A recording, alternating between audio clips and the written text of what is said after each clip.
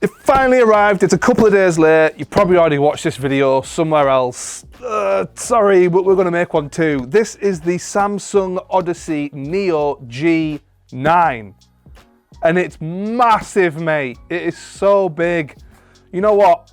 If you're a fan of the channel, if you've watched a couple of the other G9 videos, you'll know that I've had the original G9 for now like 6 or 8 months, and I love that monitor so much. Now this is an upgrade on that. I don't know, should I buy this too? Let me have a look. Let me get this thing open. So it's out of the box, right? I just want to go over some top line specs before I turn it on. It is 240 hertz. That is massive, massive, because this is 5120 by 1440p. But it will only work if you've got DisplayPort 1.4 and you're using a good enough graphics card, right? So we're probably talking a 3070, 3080, 3090, 3080 Ti. Yeah, one of the kind of top end boys from the recent generation. However, there has to be a balance here, and I think Samsung's actually thought about this, which is great. They could have, you know, made this higher pixel density, but that would have made the graphics card have to work a lot harder, which means you're probably not getting the 240 hertz. So what they've done is they've put the perfect amount of pixels, that 5120 by 1440p, so that you can't see the individual pixels, so it looks great, but also balanced it so that your graphics card can actually output 240 hertz. Really, really good job there. I'm really, really impressed. It's obviously 1000R curvature, which in terms of field of view, like when you're sitting at your desk and you're gaming, it's basically taking up like, you know, 80–90% of my vision is just this. So if you're playing a game, you are completely immersed, completely and utterly immersed. It's just great, man. So what I really loved about the G9, and you can go back on our channel, look at this video, Jay did a video playing this on Star Wars Squadrons. So you're in the cockpit of your X-Wing, you're in space, and that field of view, that peripheral vision through having such a wide screen just makes the game so much better to play. It's also got a 1 ms G to G response time. So not only is this thing great for those like story titles, the Star Wars Squadrons, Witcher, all those sorts of story titles, you're actually going to be able to get away with playing some competitive titles on this and actually doing really well. 1 ms response time, 240 hertz. There are players out there who are not playing with as good spec as this on competitive games. This is awesome. And it's also NVIDIA G-Sync compatible. I believe it's also FreeSync compatible, but don't hold me to that.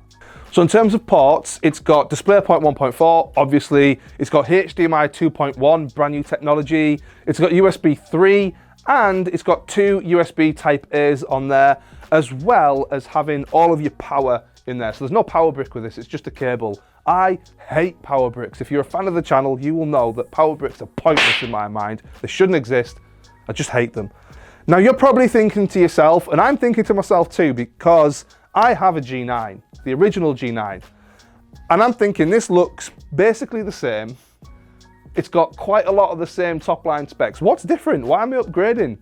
Maybe you're not upgrading. Maybe this is your first leap into that territory of G9 and you're wondering to yourself, do I get the G9 or do I spend a little bit more and get the Neo G9? So with the 2000 nits of brightness and the QLED technology, you are gonna get some awesome colors as well. So yeah, that's a positive for me. I really, really like that. So let's get it plugged in and see what it's like. So one thing that I do really like about this monitor is the cable management channel. It just makes it really, really clean and tidy. So what I'm gonna do is plug in my DisplayPort first. There we go. And then I've got my power. It's gonna go around there. And you just kind of like hold those in place. That slides on. And it's just lovely and tidy. It looks great. It also comes with what we kind of started calling the wing on the previous model. There we go. and it just looks gorgeous. Oh man, it looks so nice. It is a VA panel, so the viewing angles are not as great as I want them to be. However, if you're sat kind of right in front of it like this, it just looks brilliant. So it's probably worth noting it did default to HDMI. I had to actually put it into DisplayPort over here. I don't know why it defaults to HDMI, it's weird. So it looks like as well it defaults to 120 Hertz, which I guess, I don't know, kind of makes sense because they're probably assuming that you may not have a top of the range GPU in there to power the 240 Hertz. So they've gone with 120 to begin with. So if you just, it's got a joystick underneath, if you just flick up then you can mess about with some of the brightness settings and stuff like that. Ah, so it's got these like 3 buttons underneath here which you can obviously program into different game settings. See how bright it goes. You know, all the way up to 100. That's good, I like it. It's not, yeah, you can tell it's slightly brighter than the G9. I say slightly, actually brighter than the G9. Okay, Infinity Core lighting. This is what they call their, this thing here, the Infinity Core. It kind of looks a little bit like Iron Man's armor for me.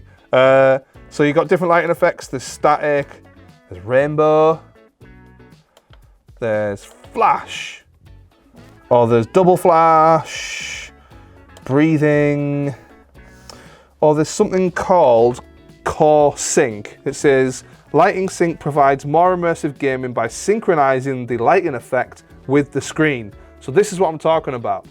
If this is right up against the wall in your house, then whatever game you're playing, the colors will sync with the Infinity Core lighting. It creates like a little bit of a glow behind the monitor, so it just feels a little bit more immersive. Couple that with the fact that this is 1000R curvature, and you probably have one of the most immersive gaming experiences going outside of putting a VR headset on your head.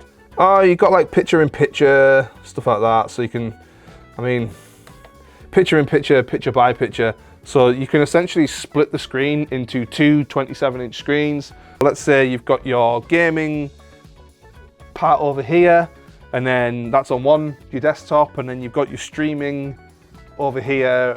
It just means that you don't have to have 2 27-inch monitors with a gap in between. It's all just one monitor. The difference between mini LED backlighting and regular LED backlighting is you get less haloing and less backlight bleed.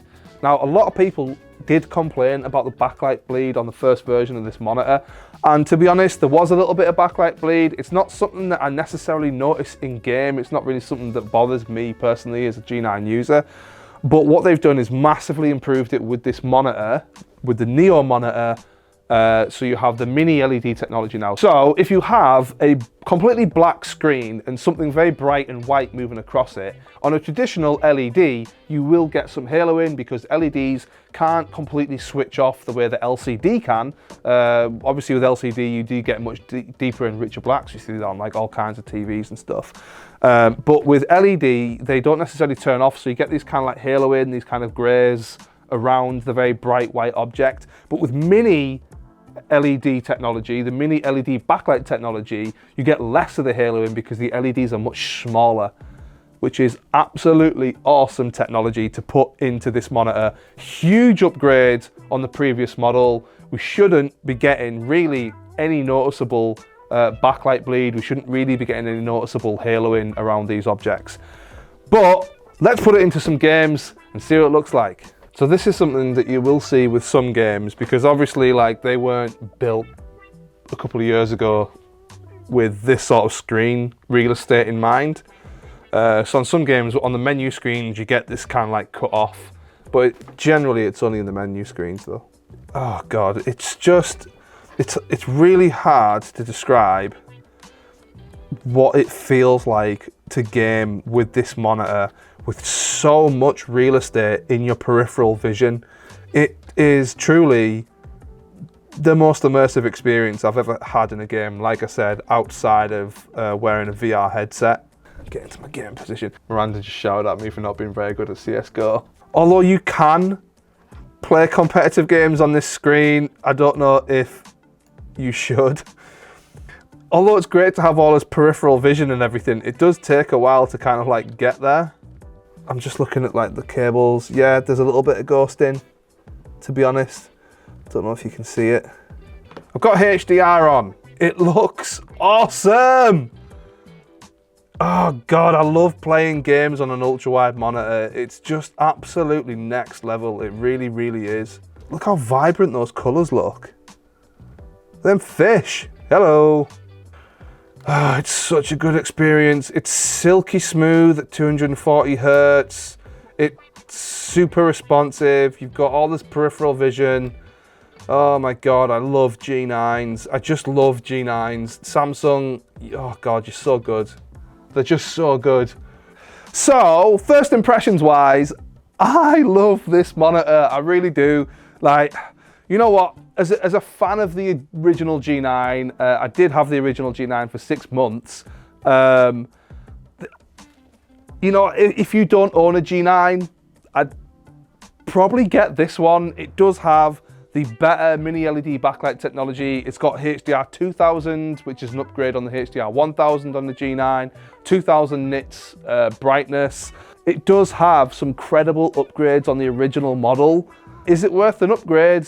Yeah, maybe it is, maybe it isn't. That's a choice you're gonna have to make. However, we are gonna do a full review, in-depth review. Our man Charlie's gonna do that on the website. You can read the article on the website, and then we'll do a full review video where we'll get into the nitty-gritty of it and let you know just how this panel performs. So come back to us for that. So thank you for watching. Please subscribe so you don't miss the review video of this. Hit the notification bell so you'll get the notification when it's ready. The Samsung Odyssey Neo G9, what do you think of it? Let me know in the comments.